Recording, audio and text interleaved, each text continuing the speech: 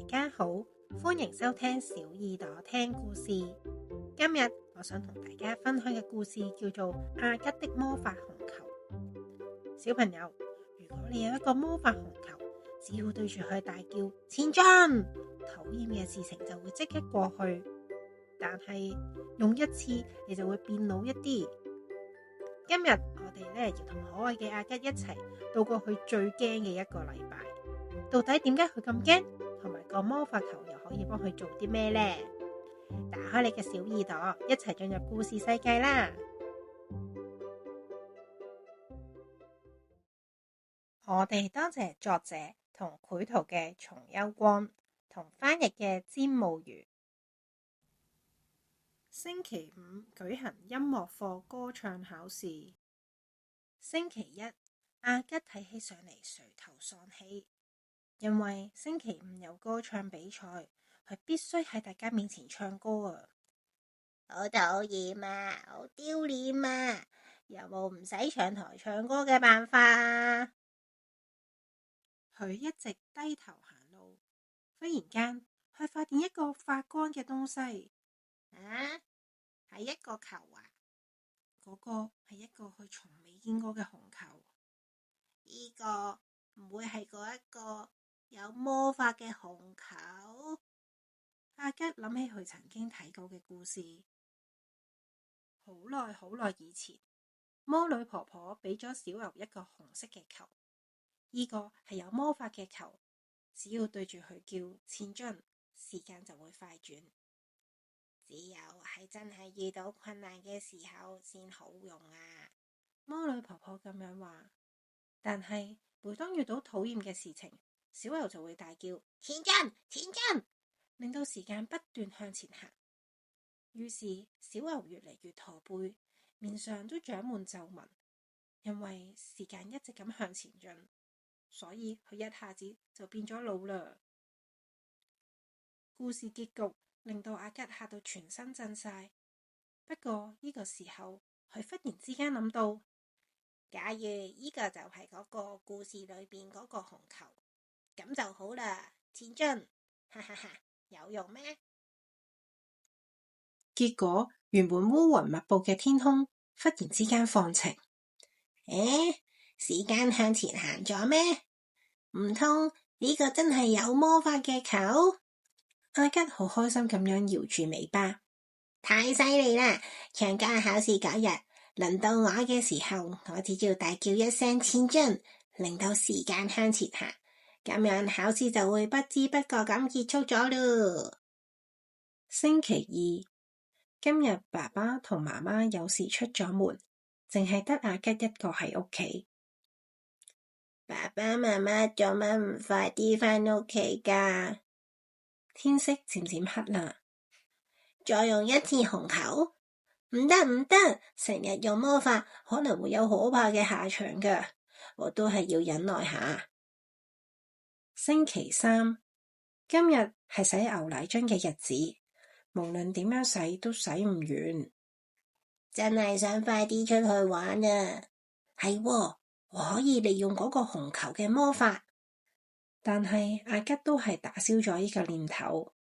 唔得唔得，魔法要留返喺歌唱考試嗰日用㗎，呢啲小事根本冇啲乜嘢。於是阿吉努力咁樣洗完所有牛奶樽。星期四，今日有賽跑比賽。賽跑令到我唞唔到氣啊，而且個肚又痛喎，真係討厭啊！係啦，我可以利用嗰個紅球嘅魔法。但係阿吉都係打消咗呢個念頭。唔得唔得，成日用魔法會有可怕嘅下場㗎。雖然跑到一半開始用行，但係阿吉都不斷咁同自己講，再撐落去啊，再撐落去就得㗎啦。就係咁樣，半跑半行就完成咗啦。喺嗰次之後，阿吉都有好幾次想令到時間行快啲，不過每次佢都會諗，唔得唔得，成日用魔法會有可怕嘅下場㗎。然後手裏邊緊緊咁樣握住個紅球，一直忍住唔去用。聽日就係歌唱考試嘅日子啦。好彩我有個紅球，唔怕唔怕。但係阿吉忽然回想起，呢個星期發生咗好多討厭嘅事情，我冇依靠過紅球嘅力量，都係順利咁克服咗。實際試住自己去做之後，發現嗰啲事情其實又冇想象中咁怕喎。話唔定唱歌考試都一樣呢。但係阿吉左諗右諗，一直都瞓唔着。星期五歌唱考試嘅時刻終於嚟臨啦，下一個就輪到阿吉啦。阿吉仲喺度猶豫緊，我要唔要用個紅球好呢？我應該點做先好啊？下一個係阿吉，請到前邊嚟啊！阿吉聽到老師嘅聲音啦，大家都望住佢。呢個時候，佢雙腳開始震啦，個心仲撲通撲通咁樣跳，腦裏邊仲一片空白。我都係唱唔出啊！阿吉好驚，忍唔住緊緊咁合埋眼睛。合埋眼睛之後，佢嘅眼前一片黑暗，睇唔到大家。睇唔到大家之後，佢個心好似漸漸咁冇跳得咁犀利喎。佢聽到朋友嘅聲音：阿吉加油啊！加油啊！俾心機啊！我加油就唱得出咩？試下啦，話唔定唱到呢。係啦，之前每次都成功噶，就算唔靠個紅球，我都一定做到噶。好，阿吉放低咗個紅球。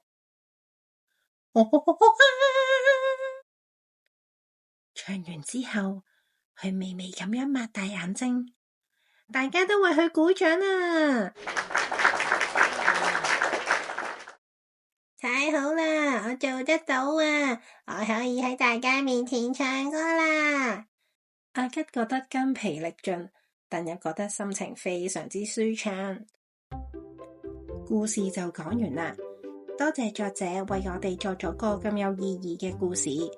呢個繪本仲獲得第10屆舞者舞紅紀念日本童話大賞繪本部門大獎添啊！小朋友聽完呢個故事，你有啲咩感覺呢？逃避雖然好似好方便，但其實會令到我哋錯過咗好多成長同學習嘅機會。真正嘅勇敢唔係咩都唔驚，而係就算好驚，都願意鼓勵自己，慢慢一步一步咁樣堅持落去。當我哋唔放棄嘅時候，就會發現原來只要肯嘗試，就可以靠自己嘅力量，有自信咁樣完成。小朋友，你今日又遇到啲咩困難呢？記住阿吉教我哋嘅嘢啊！一顆勇敢嘅心，比任何魔法都更加厲害噶！加油啊！我哋一齊努力做個最勇敢嘅小朋友啦！如果你都中意呢個故事，可以 like 同 share 俾你嘅朋友，記得去撳訂閱嘅掣，仲有隔籬嗰個小鈴鐺，當我一出新故事嘅時候，就可以通知你啦。今日時間差唔多啦，我哋下次再見啦，拜拜。